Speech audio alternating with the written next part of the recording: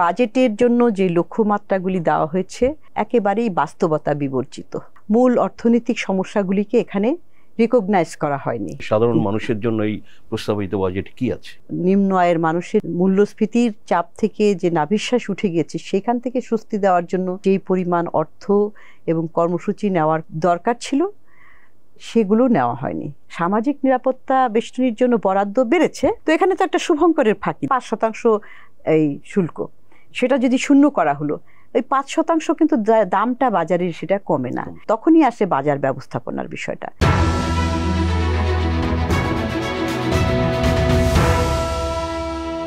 প্রিয় দর্শক, মিডরি Bangladesh presents TVS economy শোতে আপনাদের সবাইকে স্বাগতম। আমি সাজ্জাদুর রহমান আছি আজকে আলোচনায়। দর্শক, আমরা জানি যে 2024-25 অর্থ বছরের জন্য বাজেট পেশ করা হয়েছে, তো সেটা নিয়েই আমরা আলোচনা করব। আমাদের সঙ্গে স্টুডিওতে আছেন ডক্টর ফাহমিদা খাতুন, সিপিডির দ্য সেন্টার ফর পলিসি ডায়ালগের এক্সিকিউটিভ ডিরেক্টর এবং বাংলাদেশের অন্যতম খ্যাতনামা অর্থনীতিবিদ। তো আমরা ডক্টর ফাহমিদা খাতুনের সঙ্গে আলোচনা করব যে প্রস্তাবিত বাজেটের বিভিন্ন দিক নিয়ে, মানুষের জন্য আসলে কি আছে, ইন্ডাস্ট্রির জন্য কি আছে, এগুলো নিয়ে আলোচনা করব, আপনাদের সঙ্গে শেয়ার করব। সো ডক্টর ফাহমিদা খাতুন, আপনাকে স্বাগতম টিভিএস স্টুডিওতে। ধন্যবাদ। জি আপা, যেটা বলছিলাম, এই যে যদি শুরুটা করি, যে এই যে প্রস্তাবিত বাজেট, এগুলোর টার্গেটস, এগুলো নিয়ে আপনার কি অবজারভেশন? ধন্যবাদ, খুবই গুরুত্বপূর্ণ প্রশ্ন। কারণ কি, যে আপনি যে সমস্ত টার্গেট দিবেন বাজেটের মধ্যে, সেই অনুযায়ী আবার আপনার দিক নির্দেশনাগুলিও থাকতে হবে। এবং টার্গেটগুলি সাধারণত নির্ধারিত হয় যে আমার আগের বছরে কিংবা চলমান যে অর্থ বছর তার আগের বছরে এইটার একটা ধারাবাহিকতা, প্লাস আমার অর্থনৈতিক অবস্থাটা কেমন আছে এখন। আমরা কি দেখছি যে গত 2 বছর থেকে যে অর্থনীতি বিভিন্ন ধরনের চাপের মুখে আছে, সেটা মূল্যস্ফীতির চাপ তো সবার আগে আসবে, বৈদেশিক মুদ্রার রিজার্ভ কমছে, তারপরে ধরেন আমাদের যে জাতীয় রাজস্ব আহরণের যে পরিমাণ মাত্রা সেটাও কিন্তু বাড়ছে না। এরকম আরও, যেমন ব্যাংকিং খাতের সমস্যা, তারপরে বিদ্যুৎ এবং জ্বালানির যে মূল্য বৃদ্ধি পাচ্ছে, পাওয়া যাচ্ছে না আনইন্টারাপ্টেডলি, এরকম যা যা মূল সূচক রয়েছে অর্থনৈতিক যে স্থিতিশীলতার জন্য যেগুলো গুরুত্বপূর্ণ, সেগুলো কিন্তু ভালো অবস্থায় নেই অনেকদিন থেকে। হ্যাঁ, বেসরকারি খাতের বিনিয়োগের অবস্থা, তো সেই প্রেক্ষিতেই সেটাই আমাকে যে একটা নির্দেশনা কিংবা সিগন্যাল দিবে যে আমি আসলে আগামী বছরের কি ধরনের প্রাক্কলন করব, আমি কোথায় যেতে চাই এবং কোনগুলি আমার প্রায়োরিটি। অনেকগুলি, এখন 10টা সমস্যা আছে, কিন্তু আমি 2টো কি 3টাকে আমি অ্যাড্রেস করব। তার মধ্যে 2টো, যেমন এখানে বাজেট ডকুমেন্টে বলা আছে যে মূল্যস্ফীতির চাপটা এটা গুরুত্বপূর্ণ বলা হয়েছে, কর্মসংস্থানের কথা বলা হয়েছে, এবং সামগ্রিকভাবে সামষ্টিক অর্থনীতির স্থিতিশীলতাটা। এইগুলোকে এখন চলমান বাস্তবতাকে যদি আমি মাথায় রেখে টার্গেট ফিক্স করি, তাহলে এখন যে আগামী 2025 অর্থ বছরের যে লক্ষ্যমাত্রাগুলি দেওয়া হয়েছে সেগুলি আসলে কোনোভাবেই কোনোটাই বাস্তবায়নযোগ্য না। সেটা যদি ফর এক্সাম্পল যে প্রথমেই কি আছে, যেমন ধরেন জিডিপির প্রবৃদ্ধির হার 6.75%। এই চলমান অর্থ বছরে সেটা কিন্তু প্রথম দিকে 7.5% করা হয়েছে, তারপর সেটাকে এখন এটাকে নামিয়ে প্রাক্কলন করা হয়েছে, যে বিবিএস কিছুদিন আগেই একটা হিসাব দিল 5.82। হয়তো আর এটা তো প্রথম 6-7 মাসের হিসাব দিয়ে করা হয়েছে তথ্যর ভিত্তিতে, পরবর্তীতে এটা একটা রিভিশন হবে, সাধারণত এটা নিচের দিয়ে আর একটু কমতে পারে। আর অন্যদিকে আপনি যদি দেখেন যে বিশ্ব ব্যাংক, IMF তারাও কিন্তু এই 5.6, 5.7 বলেছে। আর এই যে 6.75% আমি প্রবৃদ্ধির কথা বলছি, কোথা থেকে আসবে? বিনিয়োগ থেকে আসবে, বিশেষ করে ব্যক্তি খাতের বিনিয়োগ। তো সেখানে আমরা দেখছি যে প্রাক্কলনে সেটাও একটু বাড়ানো হয়েছে। বাড়ানো কি গত বছরে গত বছর বলতে এখন আমি 24 সালকেই বলছি, রিভাইজ বাজেটে 23.5%, এটাও একটু বাড়তি ছিল, কমানো হয়েছে। এবং এই গত কয়েক বছর থেকে 23-24-এর মধ্যে কিন্তু ব্যক্তি খাতের বিনিয়োগ ঘটছে। এখন আগামী বছরে কিভাবে 27.3% পৌঁছে যাবে আশ্চর্য বিষয়। ব্যক্তি খাতে এডিশনাল বিনিয়োগ লাগবে কত? প্রায় 3.5 লক্ষ কোটি টাকা। হ্যাঁ, তো সেটা। এবং আরেকটা, এটা গেল। এখন এই ব্যক্তি খাতের বিনিয়োগটা কিভাবে হবে? আপনি যদি আরেকটা চলকের সাথে মিলান, যে ব্যক্তি খাতের ঋণ প্রবাহ, সেখানে 9% প্রবৃদ্ধির কথা বলা হয়েছে গত বছরে 10%। তার মানে হচ্ছে যে এখানে একটা কনজারভেটিভ, এখানে আপনি কনজারভেটিভ ফিগার দিচ্ছেন, আবার ওখানে বাড়াচ্ছেন বিনিয়োগটা কিভাবে? এখানে কনজারভেটিভ ফিগার দেওয়ার কারণ আছে একটা, কারণ আমি তো কন্ট্রাকশনারি মনিটারি পলিসি অ্যাডপ্ট করেছি। তো সেই জন্য এখন একটা মানে হিসাবের কোনো আমি সাজুজ্য খুঁজে পাচ্ছি না। সেই রকম আপনি রপ্তানি প্রবৃদ্ধি বলি, আমদানি প্রবৃদ্ধি বলি, রেমিটেন্সের কথা বলি, ফরেন এক্সচেঞ্জ রিজার্ভের তো একটা, হ্যাঁ ওইখানে 32 বিলিয়নের মতো। তো আমার তো এখন এই 5 জুনের মধ্যে গ্রসের কথা বলছি যে 24 বিলিয়নের মতো। তো এই কয়েক মাসে 8 বিলিয়ন বেড়ে যাবে। এখন এই যে এক নাগারে নিম্নমুখী হচ্ছিল, কমার হারটা সামান্য কমেছে, কিন্তু কমা তো বন্ধ হয়নি। এবং আশ্চর্যজনকভাবে আপনার এই ক্রলিং পেক করার পরেও কিন্তু বাড়ছে না। আরও একটা বিষয় দেখেন, আমরা কি বলছি যে মার্কেট সিস্টেমের উপরে বিনিময় হারটাও ছেড়ে দেওয়া, যেমন সুদের হারটা ছেড়ে দেওয়া হয়েছে, ক্রলিং পেকটা তার একটা প্রথম ধাপ। 117.9 টাকার বিনিময়ে $1 পাচ্ছি।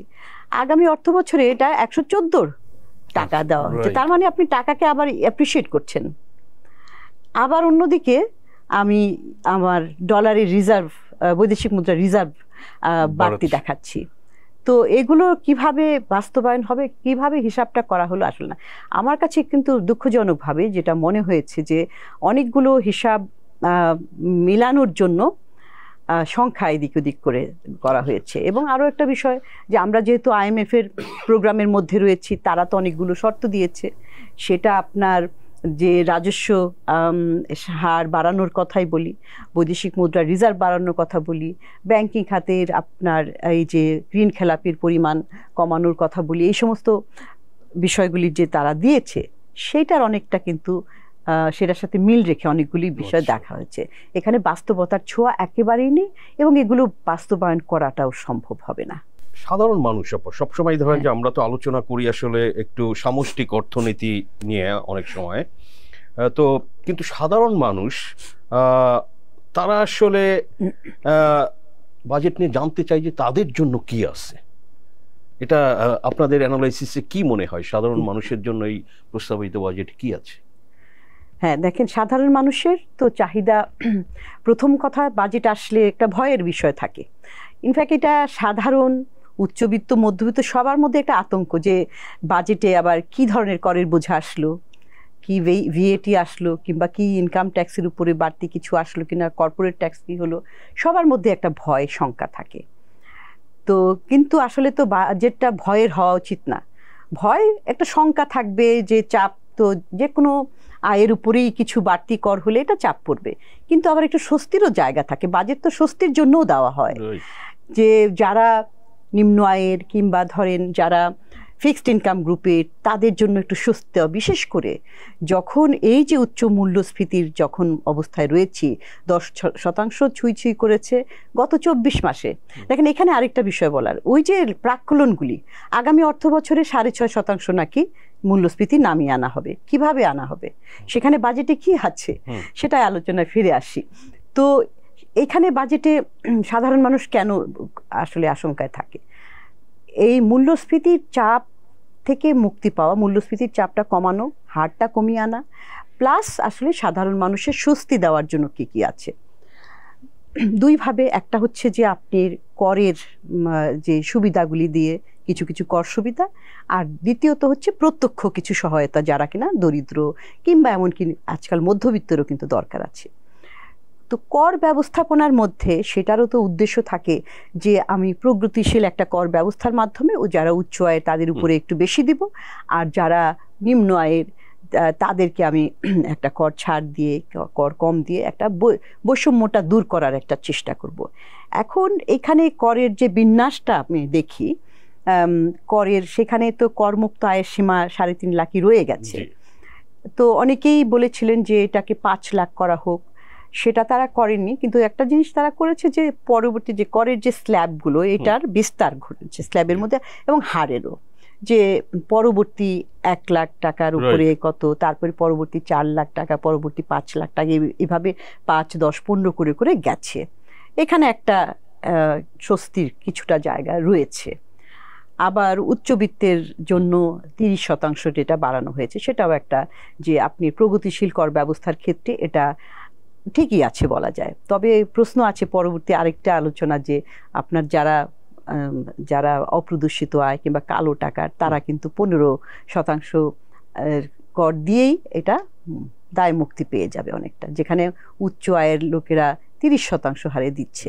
তো সেখানে তো আর কর জাস্টিস হলো না। একদিকে চেষ্টা করা হয়েছে সামান্য, আবার ওইটাকে একেবারে টোটালি টার্ন অ্যারাউন্ড করে ফেলেছে, টোটালি এটার পরস্পর বিরোধী হয়ে গেছে। সেটা হচ্ছে যে এই যে আপনার কালো টাকার এবং অপ্রদর্শিত টাকাটাকে 15% হারে কর দেওয়া, শুধু তাই না, এটাকে ইনডেমনিটি দেওয়া হয়েছে, যেটার ব্যাপারে কোনো প্রশ্ন করা যাবে না, কিছু আইনানুগ ব্যবস্থা নেওয়া যাবে না। তো এই জন্য এখানে আমি দেখছি যে একটা তারা স্ববিরোধী একটা অবস্থান নিয়েছে। দ্বিতীয়ত হচ্ছে যে আপনি যে চাপটা, মূল্যস্ফীতির চাপটা মোকাবেলা, কারণ মূল্যস্ফীতির জন্য দেখেন কেন্দ্রীয় ব্যাংক কিছুদিন আগে তারা কন্ট্রাকশনারি অর্থাৎ সংকোচনশীল মুদ্রানীতি করেছে, সুদের হার বাড়িয়েছে, লেন্ডিং রেট বাড়িয়েছে এবং ডিপোজিট সঞ্চয়ের হারও বাড়িয়েছে, কিন্তু ওটা কার্যকরী হতে সময় লাগবে প্রথম কথা, এবং এটার সাথে অন্যান্য আসলে আমার আর্থিক পদক্ষেপগুলো কি সংকোচনমূলক কিনা, সেটা আমার বাণিজ্য নীতিগুলোর সাথে সমন্বয়হীন কিনা, বাজার ব্যবস্থাপনা, সবকিছু। এটা অনেকে বলে থাকে আপনি সুদের হার বাড়িয়ে, যেটা যে আমাদের দেশে তো আসলে পার্সোনাল লোন, কনজিউমার লোন এগুলো খুব কম, আমার জানা মতে সেটা 7-8%।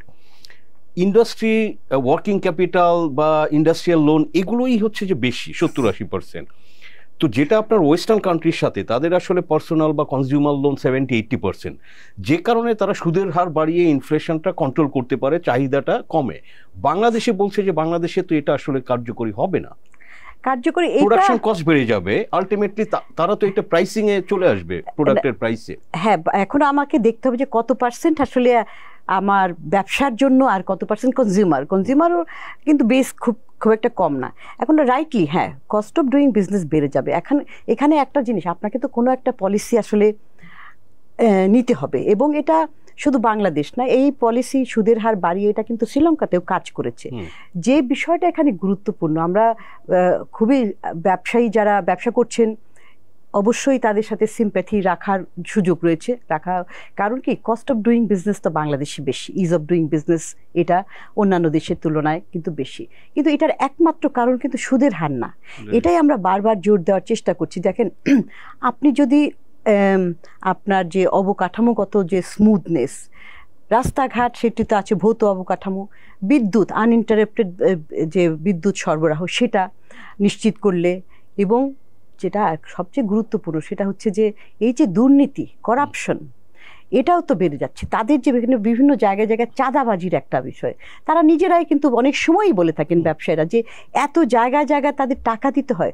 কস্ট অফ ডুইং কিন্তু অন্য জায়গায় অনেক বেড়ে গেছে। আপনি সেখানে সুদের হার দিলে হয়তো কিছুটা বেড়েছে, কিন্তু অন্য জায়গাগুলি আপনি ঠিক করেন।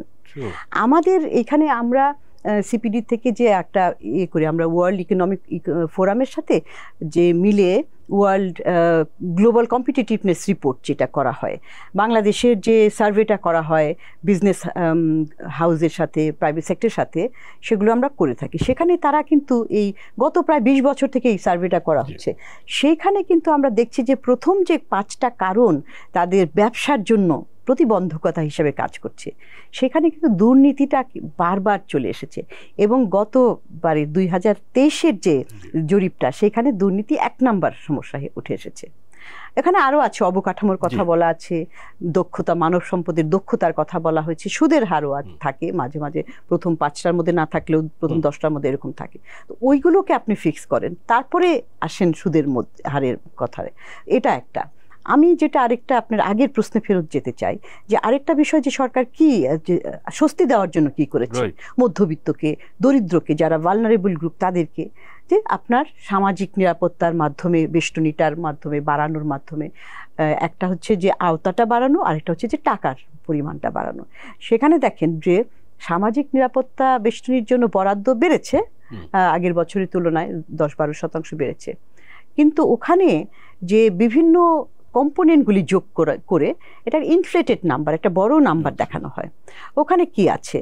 ওখানে তো সামাজিক বিভিন্ন নিরাপত্তার বিভিন্ন কর্মসূচি আছে, কিন্তু সেখানে সরকারি কর্মকর্তা কর্মচারীদের পেনশনের টাকা আছে, সেখানে সেভিংস সার্টিফিকেটের সুদ আছে, সেখানে কৃষির ভর্তুকি আছে, মুক্তিযোদ্ধাদের জন্য বিভিন্ন ধরনের প্রকল্প রয়েছে।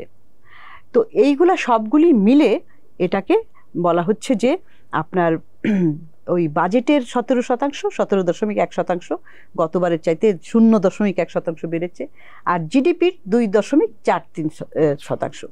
কিন্তু আমি যদি বাদ দিই এই কৃষি ভর্তুকি, সঞ্চয়পত্রের সুদের হার, পেনশন, এগুলো বাদ দিলে আসে বাজেটের 9% এবং জিডিপির 1.32%।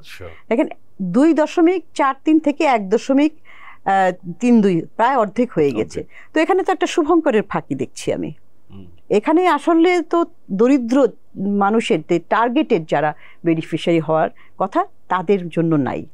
এবং তারপরে আরও বিভিন্ন ধরনের কর্মসূচি সেখানে এদিক সেদিক করা হয়েছে, বিশেষ করে আপনার এই যে ওএমএস, যেটা যে খোলা বাজারে বিভিন্ন পণ্য বিক্রি, সেখানে কিন্তু বরাদ্দ বাড়েনি।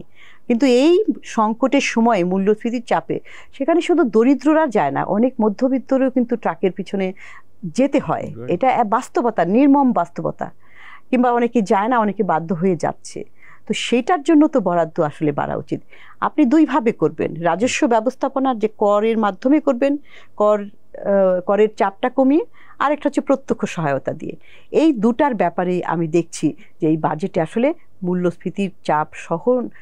মূল্যস্ফীতির চাপ কমানো এবং মূল্যস্ফীতির চাপটা থেকে স্বস্তি দেওয়ার জন্য তেমন কিছু নেই এখানে। রাইট।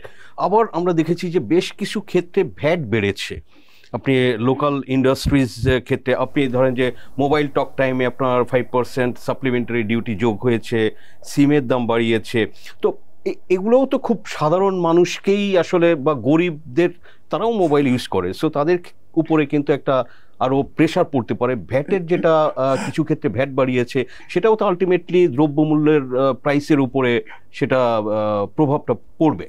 হ্যাঁ দেখেন, এক্স্যাক্টলি আমরা দেখছি যে হ্যাঁ, ভ্যাট আইন যেটা 2012, সেইটার তো একটা ফ্ল্যাট রেটে 15% করে দেওয়ার কথা, সেটা বিভিন্ন কারণে এটা বাস্তবায়ন হয়নি ব্যবসায়ীদের পক্ষ থেকেও, কারণ এখানে অনেক ধরনের সিস্টেম আপগ্রেডেশনের ব্যাপার আছে, তাদের প্রস্তুতির ব্যাপার রয়েছে। কিন্তু এটা যত তাড়াতাড়ি বাস্তবায়ন হয় তত ভালো, কিন্তু প্রস্তুতিটা দরকার। এখন এবার দেখছি যে সেইটার আলোকেই কিন্তু অনেকগুলি পণ্যের উপরে এই ভিএটিটা আরোপ করা হচ্ছে। এটারও আরেকটা কারণ ওই যে IMF-এর তো একটা চাপ রয়েছে যে ভ্যাট আইনটা বাস্তবায়ন করো, খুব দ্রুত করো। তো এটা করতে চেয়ে বিভিন্ন ধরনের পণ্যের, আপনি বললেন যে 2-1টা পণ্য যেগুলি কিনা নির্বিশেষে সবাই ব্যবহার করে, তো সেখানে যে মোবাইল যে সিমের উপরে কিংবা মোবাইল টক টাইমের উপরে অনেকে বলছেন যে না, এটা করতেই হবে, এটা কোনো এমন সামান্য টাকা কিছু না। এই দুর্মূল্যের জায়গায় আপনি যেটা বললেন সবাই তো ব্যবহার করে, যে ছোটোখাটো কাজ করে যারা, সবাই, তাদের জন্য তো প্রতিটা টাকাই খুব গুরুত্বপূর্ণ। তো সময়টা হচ্ছে খুব, আপনি হয়তো করতে পারেন, হ্যাঁ আস্তে আস্তে বাড়াতে হবে। কিন্তু এখানে কিছু দেখেন, 100 টাকা রিচার্জে এই 5% ডিউটির আগেই যারা ইউজার ব্যবহারকারীরা পেত 67 টাকা, 33 টাকা তো নিয়ে নিচ্ছে ট্যাক্সে, সেটা আরো 5 টাকা যোগ হয়ে এখন ব্যবহারকারী পাবে 65 টাকা, 38 টাকা সরকার ট্যাক্স নিয়ে। এটা কি অন্য দেশেও এরকম আছে? দেখেন অন্য দেশের সাথে, হ্যাঁ আমাদের, তারা বলে থাকেন যে আমাদের দেশে খুব সস্তায় পাওয়া যায় ইত্যাদি, কিন্তু আমাদের, আমি যেটা বললাম যে কোনটা আমি কোন সময়ে করব, এটা একটা গুরুত্বপূর্ণ। আপনার স্বাভাবিক সময়ে যখন মূল্যস্ফীতি 5% ছিল আগে, তখন এটা হয়তো গায়ে লাগতো না, কিন্তু এখন খুব লাগছে। এবং আরও একটা, আমি তো বলছি একদিকে যে আমি ডিজিটাল বাংলাদেশ হব, স্মার্ট হব, সবাই মোবাইল ব্যবহার করবে। মোবাইলের ব্যবহার তো শুধুমাত্র আপনার এখানে ফেসবুক দেখা না, আরও অনেক ধরনের ইনফরমেশন, তথ্য ব্যবহার করে। গ্রামের লোকেরা যারা কৃষিকাজে থাকে, তারা বিভিন্ন ধরনের মার্কেট রিলেটেড তথ্য তাদের দরকার পড়ে। ছাত্রছাত্রীরা যারা গ্রামে গঞ্জে রয়েছে, তাদের কিন্তু অনেক পাঠ্য বিষয়ক, লেখাপড়া বিষয়ক অনেক তথ্য, তো সেইটার সাথে কিন্তু একটা দ্বন্দ্বমূলক অবস্থান এই বিষয়টা রয়েছে। তো এইটা মনে হচ্ছে কি যে দেখেন সরকারের তো টাকা লাগবে, তারা বিভিন্ন জায়গা থেকে টাকার সন্ধানে বের হয়েছে, তো এখানে একটু সেখানে একটু এভাবে করে করছে। এখানে যে খুব যে যৌক্তিকভাবে এগুলি নেওয়া হয়েছে সব জায়গায় সেটা বলা যাচ্ছে না। আর তবে হ্যাঁ ধরেন বিভিন্ন ধরনের জুসের কথা বলা হয়েছে, সেখানে জুসে বিশেষ করে কার্বোনেটেড ড্রিঙ্কস, সুগারি, হ্যাঁ স্বাস্থ্যের দিক থেকে ওটা আপনাকে ডিসকারেজ করার জন্য ঠিক আছে, কিন্তু আবার ধরেন জুস সেটাও অবশ্য সুগারি আইটেম বলা যায়। তো কিন্তু আবার এটাও অনেকে বলছে যে ধরেন যে একটা রিক্সা পুলার সেও সাডেনলি আসলে সে আপনার চা খায় বা একটা এইরকম জুস আইটেম এগুলো নেয়, সো সেখানেও ধরেন যে হয়তো নিম্ন আয়ের লোকজন ইম্প্যাক্টেড হতে পারে। কিছুটা তো হবে, তখন তাদের যখন আসলে ক্ষুধা মেটাতে হয়, তৃষ্ণা মেটাতে হয়, ওরা কিন্তু এটার ভিতরে কি আছে সেটা দেখে না, এই জন্য তারা ওই আপনার দাম বাড়ালেও তারা করবে। তো হয়তো তারা মনে করছেন যে যারা কর আহরণ করেন কর্তৃপক্ষরা, তো মনে করছেন যে এটার উপর দিলে আস্তে আস্তে তারা আপনার কমাবে স্বাস্থ্যের দিকে, কিন্তু আসলে ওইটা দিয়ে স্বাস্থ্য কমানোর কোনো, স্বাস্থ্য উন্নত করার কোনো আসলে লাভ হবে না। কারণ স্বাস্থ্য উন্নত করার জন্য আবার আপনার স্বাস্থ্য খাতে আপনি কি করছেন, সেখানে কি বরাদ্দ দিচ্ছেন, সেখানে আপনার যে আউট অফ পকেট এক্সপেন্ডিচার তো আমাদের দেশে এই দক্ষিণ এশিয়ার মধ্যে সবচেয়ে বেশি। 100 টাকা যদি আমার স্বাস্থ্য কোথাও থেকে খরচ করতে হয় লাগে কোনো কিছু চিকিৎসার জন্য, আমার তো 75 টাকা আমার নিজের পকেট থেকে দিতে হচ্ছে, সেটা তো গরিবরাই সরকারি স্বাস্থ্যসেবায় যায়। তো ওইটার দিকে আপনি ওখানে বাড়ান। তো এইখানে এই জন্যই আমি দেখি যে এক একটা নীতির সাথে কিন্তু সাযুজ্য নাই, অনেক ক্ষেত্রে কন্ট্রাডিক্টরি বিষয় রয়েছে। তবে আমি বলবো যে আবার কোনো কোনো ক্ষেত্রে যেমন ডোমেস্টিক ইন্ডাস্ট্রির ক্ষেত্রে কিছু কর রেয়াত দেওয়ার চেষ্টা করা হয়েছে, কিন্তু সেগুলো স্পোরাডিকভাবে, সবাইকে ও সমানভাবে দেওয়া সম্ভব না, এটাও একটা বিষয়। তবে মনে করেন যে স্বাস্থ্যের ক্ষেত্রে এই যে যেমন ডায়ালিসিসের জন্য, কিডনি ডায়ালিসিসের জন্য যেটা কমানো হলো, এটা একটা ভালো পদক্ষেপ। ল্যাপটপের উপর থেকে যে ইম্পোর্ট ডিউটি কমানো হলো, সেটাও একটা ভালো উদ্যোগ, যেটা আমি বলছিলাম যে ডিজিটাল বাংলাদেশ করার জন্য, স্মার্ট বাংলাদেশ করার জন্য সেগুলো রয়েছে। কিন্তু অনেকগুলো জিনিস যেগুলোর যে কর বাড়ানো হলো, সেটা কিন্তু যে আপনি জুসের কথাই বলেন বা ইত্যাদি, প্রকারান্তর এটা তো কনজিউমারের উপরে যে পড়ে থাকে, সেরকম আরও অনেক যেগুলো পণ্যের উপরে দেওয়া হয়েছে, বাড়ানো হয়েছে, সেগুলো আলটিমেটলি ভোক্তার উপর যেয়ে পড়ে। সেই বিষয়টা আসলে আমরা অনেক সময় খেয়াল করি না পরোক্ষভাবে। পরোক্ষ করের এটা তো একটা বিষয়, মানে এটা একটা নেগেটিভ সাইড। আমাদের কর ব্যবস্থার, কর কাঠামোর বেশিরভাগই তো পরোক্ষ করের উপরে, 70% প্রায় 65 থেকে 70%-এর মধ্যে। মূল বিষয়টা হচ্ছে যে আমি কিভাবে প্রত্যক্ষ করটার উপরে জোর দেবো, সেখান থেকে আহরণ করব, এই বিষয়টাই হচ্ছে আপনার বাজেটের উদ্দেশ্য থাকা উচিত এবং কর ব্যবস্থাপনার। আর যদি আরও কয়েকটা বিষয় যে বাজেটের যে বলছেন এই 6.5% মূল্যস্ফীতির চাপ কমিয়ে আনা, এইটা নামিয়ে আনা, এটা তো আমি শুরুতেই বলেছি যে যেই ধরনের ব্যবস্থাপনা একটু বলার চেষ্টা করেছি যে শুধুমাত্র মনিটারি পলিসি দিয়ে তো হবে না, সংকোচনমূলক মুদ্রানীতি দিয়ে হবে না, রাজস্ব ব্যবস্থাপনা সেখানে আমি কি সংকোচনমূলক দেখছি কিনা। বাজেটের যে আকারটা, হ্যাঁ গতবারের চাইতে বেশি বাড়ানো হয় নাই, মাত্র 4.6%, এবং জিডিপির আকারে তো একই 14.2% রয়েছে।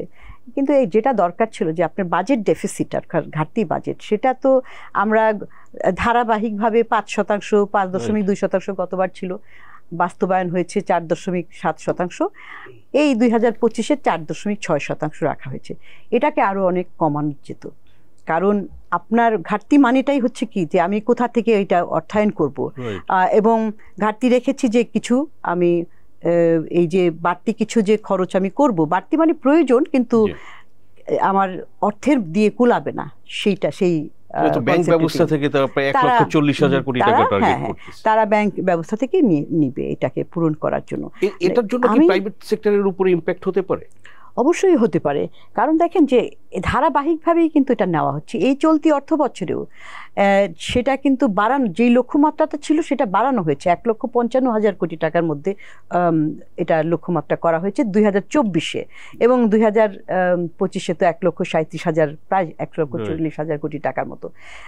এতদিন থেকে লাগেনি, কিন্তু ধারাবাহিকভাবে যদি চলতে থাকে কোনো না কোনো সময় তো তার লাগবে।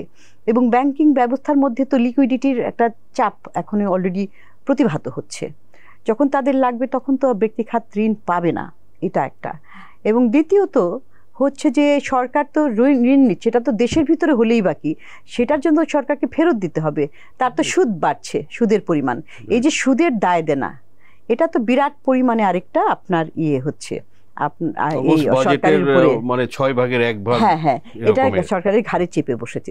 সুতরাং ওই যে আমি আমার কোথায় কোথায় খরচ কমানোর জায়গাগুলি আমি করতে পারিনি, এবং আমি ওই রকম অনেকটাই একই রকমভাবে এই রাজস্ব আর্থিক খাতের এটা বলছি যে ফিসকাল পলিসিগুলা করছি। সেখানে যদি আপনি হ্যাঁ বলতে পারেন যে সরকারের কিছু ফিক্সড খরচ আছে সরকার পরিচালনার জন্য, কিন্তু তারপরেও সেখানে আপনার মিতব্যয়িতা ওয়েস্ট করার সুযোগ আছে, ওয়েস্টেজ কমানোর সুযোগ আছে। আর আরেকটা বিষয় যে এডিপির বরাদ্দ, সেখানেও কিন্তু কম রাখার সুযোগ ছিল এই কারণে যে হ্যাঁ আমরা তো প্রায়োরিটি করেছি, এবং সেটা কোভিডের পর থেকে যে আপনার হাই প্রায়োরিটি, লো প্রায়োরিটি, মিডিয়াম প্রায়োরিটি এরকম প্রকল্প, সব প্রকল্প এখনই করতে হবে তা না, কিন্তু আমাদের অনেক কর্মযজ্ঞ চলছে। এবং আমরা দেখলাম যে 20টা মেগা প্রকল্প যেগুলো আর কি বাস্তবায়ন হওয়ার কথা, তো এই 20টার মধ্যে 6টা এই 2025-এ বাস্তবায়ন হওয়ার কথা, সম্পন্ন হওয়ার কথা, কিন্তু যেইভাবে আগাচ্ছে 2025 সেগুলো বাস্তবায়ন হবে না। এবং ওখানে এই 20টার মধ্যে সরকার নিজেই 17টাকে লো প্রায়োরিটি করে রেখেছে। তারপরে দুইটা হচ্ছে আপনার এই একটা মিডিয়াম আর 2টা হাই, এরকম। তো সবগুলোর মধ্যে তো অর্থ বরাদ্দর প্রয়োজন নাই, কারণ এটা বাস্তবায়ন হচ্ছে না। সুতরাং আমি ওগুলাকে একটু ব্যাক বার্নারে রাখি। যেগুলি খুব দ্রুত দরকার, হাই প্রায়োরিটির মধ্যে আছে, যেগুলি আমি কর্মসংস্থানের জন্য, সেই রকমগুলি আমি তাড়াতাড়ি করি। অনেক প্রকল্প 2010 সাল থেকে শুরু হয়েছে, এই যে যেমন ধরেন এই কয়েকটা শিক্ষা প্রতিষ্ঠান এগুলো আছে, কয়েকটা প্রায় 300 প্রায় 400-র মতো টেকনিক্যাল সেন্টার, শিক্ষা এরকম চলছে, কোনো ঢিমে তালে চলছে ইত্যাদি। তো ওই রকম প্রকল্প এখন বন্ধ রাখা টোটালি, তাহলে আপনার এডিপিতে আর একটু কম বরাদ্দ থাকলে বাজেট ডেফিসিটটাও কম রাখা যেত, তাহলে আপনার ওই ধার দেনাগুলিও প্রয়োজন পড়তো না। এটাই হচ্ছে যে আপনার দুটার মধ্যে সামঞ্জস্য নাই, বা মুদ্রানীতি, আর্থিক নীতি দুটার মধ্যে সামঞ্জস্য নাই। আরেকটা বিষয় হচ্ছে যে বাজারের জন্য যে কিছু কিছু পণ্য যেগুলো আমরা আমদানি করে থাকি, আমদানি শুল্ক দিয়ে আনতে হয়, তো সরকার অবশ্য অনেকগুলো পণ্য তারা সেগুলোর উপর থেকে বিভিন্ন ধরনের কর এটা কমাবে। আপনারা আগে বলেছেন বিভিন্ন সময় যে কত 29টা এসেনশিয়াল প্রোডাক্টের বেশ আমদানি শুল্ক থাকে, সেগুলো থেকে যদি কমানো হয় তাহলে কিন্তু একটা স্বস্তি কমিয়েছে তারা অনেকগুলো কমিয়েছে এরকমই প্রায়। তো কিন্তু বিষয়টা হচ্ছে যে ওটা তো পাস অন হয় না, পাস থ্রু হয় না টু দ্য কনজিউমার। এটা কারণ কি, যেই পরিমাণে আপনি ধরেন 5% এই শুল্ক, সেটা যদি শূন্য করা হলো, ওই 5% কিন্তু দামটা বাজারের সেটা কমে না। এই কমানোটার ব্যবস্থা তখনই আসে বাজার ব্যবস্থাপনার বিষয়টা। তো এবং আরেকটা বিষয় হচ্ছে যে শুধুমাত্র তো আমদানিকৃত বিষয় না, দেশের ভিতরে যেগুলো উৎপাদিত হয় সেখানেও অনেক কিছু দেওয়া হয়েছে এই বাজেটের মধ্যে, যে কিন্তু মূল বিষয়টা হচ্ছে যে বাজারে সেগুলোর প্রতিফলন হবে কিনা। এটাই বাজার ব্যবস্থাপনার ক্ষেত্রে সবসময় আমরা বলেছি যে আমদানি যারা করে থাকেন গুটি কয়েক মার্কেট প্লেয়ার যখন কম থাকে তখন তো তাদের একটা মনোপলিস্টিক বিহেভিয়ার করার, অর্থাৎ একক একটা দাম নির্ধারণের ক্ষেত্রে তাদের আধিপত্য থাকে, সেটা রয়ে যায়। এবং সেটা কিন্তু ডোমেস্টিক প্রোডাক্টের ক্ষেত্রেও হয়ে যায়, কৃত্রিমভাবে সিন্ডিকেশনের মাধ্যমে দাম বাড়ানো হয়। সুতরাং এই বাজার ব্যবস্থাপনা করাটা খুব গুরুত্বপূর্ণ। এটার জন্য যে একটা তো আছে আমাদের ভোক্তা অধিকার তারপর কম্পিটিশন পলিসি, কম্পিটিশন কমিশন যেটা রয়েছে সেটার একটা কার্যকারিতা তো অনেক জায়গাতে এটা তো বলা হয় যে চাঁদাবাজিরও একটা প্রভাব পড়ে, বিকজ আপনি নর্থ বেঙ্গল থেকে ঢাকা পর্যন্ত আসতে অনেক জায়গাতেই বিভিন্ন ধরনের, এটা আমরা দেখেছি, নিউজ রিপোর্টে দেখেছি। তো সেগুলো আসলে কমানো দরকার যদি মূল্যস্ফীতিটা কমাতে হয়। হ্যাঁ, অবশ্যই। দেখেন, এই যে চাঁদাবাজি যেটা বলি, আবার অন্যদিকে ওই যে দুর্নীতি, ব্রাইব, এই সমস্ত, এই যে কতগুলি ফ্যাক্টর আছে যেগুলো বাজারে কিন্তু পারফেক্ট কম্পিটিশন তো হয় না, কিন্তু তারপরেও ধরেন কিছুটা ভালোভাবে বাজার ব্যবস্থাপনা, উন্নত বাজার ব্যবস্থাপনার জন্য খুব জরুরি। কিন্তু এইগুলো না কমাতে পারলে বাজারে আসলে আসল দামটা ভোক্তারাও পাবে না, আবার যে বিক্রি করছে কৃষক সেও কিন্তু আসল দামটা পাচ্ছে না। তার কাছ থেকে তো আপনি নিয়ে নিচ্ছেন কম দামে, অনেক সময় জোর করেও নিয়ে নিচ্ছেন, যে ফোর্স সেল করে অনেক সময়। তো কিন্তু আবার আস্তে আস্তে এই চাঁদাবাজির কারণে সেই জন্যই আসলে এই আপনার আইন শৃঙ্খলা এটা আসলে বাস্তবায়ন করা সত্যিকার অর্থে, এবং বাজার ব্যবস্থাপনার ওইটা একটা অংশ। এটা শুধু আপনি কিছু একবার হঠাৎ করে বাজারে যে ফাইন করলেন, একে ফাইন করলেন, ওকে ফাইন করলেন, এটা তো সম্ভব না। আপনার হাজার হাজার বাজার, সেটা তো যাওয়া সম্ভব না। কিন্তু আপনি কোথায় কোথায় আপনি বন্ধ করবেন, মূল জায়গাগুলিতে এটা কাট করতে পারলে এটা বাজারের প্রাইসের মধ্যে অনেকখানি বোঝা যাবে। রাইট। আমরা আলোচনার শেষের দিকে একদম, আমি যদি বলি, আপনাকে জিজ্ঞাসা করি যে এই বাজেটের সব থেকে বড় দুর্বলতা কি মনে হয়েছে আপনার কাছে? সবচেয়ে বড় দুর্বলতা একটা তো না, প্রথমটা হচ্ছে যে বাজেটের জন্য যে লক্ষ্যমাত্রাগুলি দেওয়া হয়েছে একেবারেই বাস্তবতা বিবর্জিত। মূল অর্থনৈতিক সমস্যাগুলিকে এখানে রিকগনাইজ করা হয়নি। আচ্ছা। এবং যার ফলে যেই পদক্ষেপগুলি নেওয়ার কথা বলা হয়েছে সেই পদক্ষেপগুলিও অপর্যাপ্ত। বর্তমান যে চলমান অর্থনৈতিক সংকটগুলো, বিশেষ করে আপনার মূল্যস্ফীতির চাপ কমানোর জন্য, সেইটা এই পদক্ষেপগুলি দিয়ে সম্ভব নয়।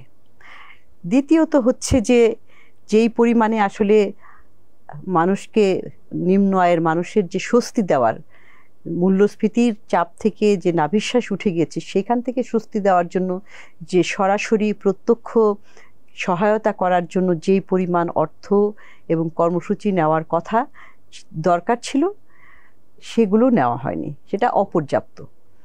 এবং তৃতীয়ত হচ্ছে যে কর ব্যবস্থাপনার মাধ্যমেও কিন্তু আসলে মানুষকে আপনি বিভিন্ন ধরনের স্বস্তি দিতে পারেন, বিভিন্ন ধরনের উৎসাহ, এটা একটা বলা যায়। তো সেখানে একটা উৎসাহ দেওয়া হয়েছে তাদেরকেই যারা কিনা অপ্রদর্শিত আয়, তাদের আয়টা অপ্রদর্শিত রয়ে গেছে এবং যারা কালো টাকার মালিক। অর্থাৎ আপনি যারা অন্যায়কারী তাদেরকে আপনি উৎসাহিত দিচ্ছেন এই কর ব্যবস্থাপনার মাধ্যমে, এবং যারা সৎ আয়কারী তাদেরকে কিন্তু আপনি এক ধরনের শাস্তি দিচ্ছেন। এই কর ব্যবস্থাপনার মাধ্যমেই কিন্তু সমাজে বৈষম্য দূর করার একটা চেষ্টা করা হয়। আমরা সেই চেষ্টাটা এখানে দেখিনি। যদি বলি যে এই বাজেটের কিছু ভালো দিক কি মনে হয়েছে আপনার কাছে? কিছু ভালো দিক, যেমন ধরেন যে কম্পিউটারের উপরের থেকে যে কর কমানোর উদ্যোগটা, এটা একটা ভালো, কারণ এটা শিক্ষার সাথে যারা জড়িত কিংবা যারা নিম্ন আয়ের পরিবার রয়েছে তাদের জন্য একটা ভালো উদ্যোগ। তারা প্রগতিশীল ট্যাক্সটা, যেটা অনেকে বলে থাকে যে এই যে এখন জানতে পারছে যে আগামী 2 বছরে তার ট্যাক্স রেটটা কি হবে, এটা দেখেন। হ্যাঁ, কর ব্যবস্থার মধ্যে যে একটা যে প্রসপেক্টিভ বিষয়টা রয়েছে, যে সামনে 2 বছর পর্যন্ত তার একটা জ্ঞানের মধ্যে থাকবে যে কিভাবে তার কর হারটা কতখানি হবে, এটাও একটা ভালো দিক আমি মনে করি। আরেকটা হচ্ছে যে এই যে করের যে বিন্যাসটা করা হলো, কর স্ল্যাব এবং কর হারে, এটাও একটা ভালো পদক্ষেপ বলে আমি মনে করি। এটা চেষ্টা করা হয়েছে যে কর ব্যবস্থাপনার মাধ্যমে কিছু, বিশেষ করে যারা নিম্ন আয়ের তাদেরকে কিছু সহায়তা দেওয়ার। 2টা স্ল্যাবে 1 লক্ষ টাকা করে বাড়ানো হয়েছে, যেটা 3 লক্ষ ছিল সেটা 4 লক্ষ। সো এগুলো হয়তো একটা গ্রুপ বেনিফিটেড হবে, প্লাস হাই ইনকাম যারা তাদের একটু বেশি ট্যাক্স দিতে হবে। এটাও আপনার কাছে একটু ভালো দিক মনে হয়েছে। আরেকটা জিনিস আমি যেটা বলতে যাচ্ছিলাম, যদিও আলোচনা আসেনি, যে দেখেন এই ব্যাংকের বিষয় নিয়ে আমরা আলোচনা করলাম এবং ব্যাংক বরোয়িং এর কথাও বললাম। একটা বিষয় খেয়াল রাখতে হচ্ছে যে ব্যাংক বরোয়িং এর ক্ষেত্রে সরকারের ব্যাংক বরোয়িং বাড়ার কারণে তো লিকুইডিটির উপরে, তারল্যের উপরে চাপ বাড়ছে অলরেডি। আরও একটা কারণ, ব্যাংকের তো স্বাস্থ্য ভালো না। অলরেডি যে ব্যাংকিং খাতে এই যে খেলাপি ঋণের পরিমাণ 1,82,000 কোটি টাকা হয়ে গেছে এখন, এবং যেটা কিনা আপনার এই মোট ঋণের 11%। IMF বলেছে এটাকে সিঙ্গল ডিজিটে রাখতে হবে। ডিসেম্বর মাস পর্যন্ত কিন্তু 9% ছিল, এটা 11% হয়ে গেছে। এবং এই যে খেলাপি ঋণের সংস্কৃতিটা বেড়েই চলেছে, এইটার থেকে মুক্তি পাওয়ার জন্য বাজেটে কোনো ধরনের কিন্তু নির্দেশনা নাই। এখানে খুবই দু একটা লাইন আছে, কিন্তু অর্থ মন্ত্রণালয় থেকে যে বাজেটটি এখানে দেওয়া আছে, মার্জারের কথা বলা হয়েছে, যে মার্জারের মাধ্যমে ব্যাংকগুলোর স্বাস্থ্য উদ্ধারের কথা, কিন্তু খেলাপি ঋণ এবং উইলফুল ডিফল্টার যারা স্বেচ্ছাকৃত খেলাপি ঋণ, এগুলোকে কিভাবে বন্ধ করবে এবং তারপরে এই শৃঙ্খলাটাকে কিভাবে ফিরিয়ে আনবে, কিছুই বলা হয়নি। ব্যাংকিং খাতের সংস্কার, এই সংস্কারের কথাও কিন্তু কিছু বলা হয়নি। এখানে 1,82,000 কোটি টাকা তো শুধু না, আসলে এখানে যদি স্ট্রেসড অ্যাসেট দেখেন, আমরা কিছুদিন আগে একটা ডায়ালগ করেছি যে সেখানে কিন্তু এটা 3,77,000 কোটি টাকার উপরে। তো ওখানে অনেক ধরনের ক্যাটাগরিতে যদি যোগ করা হয়, এবং IMF বলেছে সেগুলোকে যোগ করতে হবে, এটা একটা বিষয় রয়েছে। এবং তারপরে শুধুমাত্র যখন সংস্কারের কথা বললাম, সংস্কারের জন্য অন্যান্য খাতের কি অবস্থা, আমি NBRকে বড় একটা টার্গেট দিয়ে রাখছি প্রতি বছর, তারা সেটা কিন্তু পূরণ করতে পারছে না। বর্তমানে যে তাদের যে প্রাতিষ্ঠানিক কাঠামো এবং সেখানে জনবল, তাদের দক্ষতা, প্রযুক্তির ব্যবহার ইত্যাদি নিয়ে তাদের যে প্রাতিষ্ঠানিক অবস্থাটা রয়েছে, এই প্রতিষ্ঠান দিয়ে এত বিরাট লক্ষ্যমাত্রাটা পূরণ করা সম্ভব না। সেটার প্রমাণ তো আমরা দেখছি গত 10 বছর থেকেই প্রায় তারা এই লক্ষ্যমাত্রা থেকে পিছিয়ে রয়েছে। এই বছরও কিন্তু বিরাট আরেকটা লক্ষ্যমাত্রা দেওয়া হয়েছে, রিভাইজ ডাউন করেছে, বাট হয়তো সেটাও অ্যাচিভেবল হবে না। তারপরেও হ্যাঁ দেখেন 13%। আমরা বলেছি যে গ্যাপ হবে প্রায় 80,000 কোটি টাকার উপরে। সেইটার থেকে যদি হয়, সেই গ্যাপটা ধরে যদি করি, তাহলে আপনার সেটা প্রায় 27%, 29% এরকম, মানে 25%-এর উপরে। তো এই বিরাট একটা বছরে এত কিভাবে, কোথা থেকে আসবে? এইটা তো করা সম্ভব না। সুতরাং সেই জন্য সেখানেও কিন্তু সংস্কার দরকার। তারপরে হচ্ছে যে এই যে অ্যানুয়াল ডেভেলপমেন্ট প্রোগ্রাম, বার্ষিক উন্নয়ন কর্মসূচি, সেগুলো কেন বাস্তবায়ন হচ্ছে না? যেখানে তার মানে হচ্ছে যে জনপ্রশাসনে যারা দায়িত্বে থাকে সেখানেও কিন্তু একটা সংস্কারের দরকার আছে। প্রকল্প রাইট, এগুলো নিয়ে আপনারাও বলেছেন বিভিন্ন সময় যে আসলে এই যে আপনার ডেভেলপমেন্ট প্রোগ্রামসগুলো আসলে ঠিকভাবে হয় না, স্কিলের অভাব। সরকারও বেশ কিছু উদ্যোগ নিয়েছিল, বাট আলটিমেটলি সেগুলো কতটা কাজে লাগছে আমরা ওইভাবে ক্লিয়ারলি আমরা দেখতে পাচ্ছি না। আর একটা ভালো দিক মনে হয় আমার, যে NBR এর থেকে যেটা বলা হয়েছে যে সেলফ অ্যাসেসমেন্ট, এটাও কেউ কেউ বলছে যে this is a good initiative, positive উদ্যোগ এবারে নেওয়া হয়েছে, যেটা ইন্ডিভিজুয়াল এবং কোম্পানি সবার ক্ষেত্রে যে ট্যাক্স অফিসিয়ালদের দ্বারা যে হ্যারাসমেন্টটা, সেখানে এটা কমতে পারে বলে অনেকে সেটা বলেছে। হ্যাঁ, আমিও মনে করি যে এটা যে সেলফ অ্যাসেসমেন্টটা খুব গুরুত্বপূর্ণ। কারণ অনেকেই কিন্তু এই যে হিউম্যান ইন্টারাকশনটা যত কম হবে ট্যাক্স অফিসিয়ালদের সাথে, তত আসলে ভালো। কারণ কি, মানুষই যে অনেকেই কর দেওয়ার যোগ্য, অনেকে আসতে চায় না কর ব্যবস্থার মধ্যে, কারণ ভাবে যে একবার যদি আমি ঢুকি নানান ধরনের হ্যাসেল, হয়রানি হতে পারে, একটা ভয় থাকে। কিন্তু আমি যখন ওই প্রযুক্তির ব্যবহার বাড়াবো, তখন আর মানুষে মানুষে অতটা যোগাযোগ থাকবে না। তখন আপনি এই নিজেই স্বতঃপ্রণোদিত হয়ে নিজের অ্যাসেসমেন্ট নিজে করবেন। তারা বলেছে যে আর তারা সেটা নিজে করবে, শুধু এই ট্যাক্স ডিপার্টমেন্ট অডিট করতে পারে, সেটা আর কি। এটাও একটা ভালো উদ্যোগ। এটা সিস্টেম আর কি, ব্যবস্থার পরিবর্তন, উন্নততর দিকে যাওয়ার একটা চেষ্টা বলে আমি মনে করি। Thank you doctor Fahmida Khatun, TVS এ সময় দেওয়ার জন্য। আপনাকে ধন্যবাদ আমাকে ডাকার জন্য। Thank you. দর্শক, আমরা আলোচনা করলাম ডক্টর ফাহমিদা খাতুনের সঙ্গে এই যে প্রস্তাবিত 2024-25 অর্থ বছরের বাজেটের বিভিন্ন দিক নিয়ে, ভালো মন্দ সব দিকে আমরা আলোচনা করার চেষ্টা করেছি, আপনাদের সাথে শেয়ার করলাম। দর্শক, ভালো লাগলে লাইক করবেন, শেয়ার করবেন। ধন্যবাদ সবাইকে।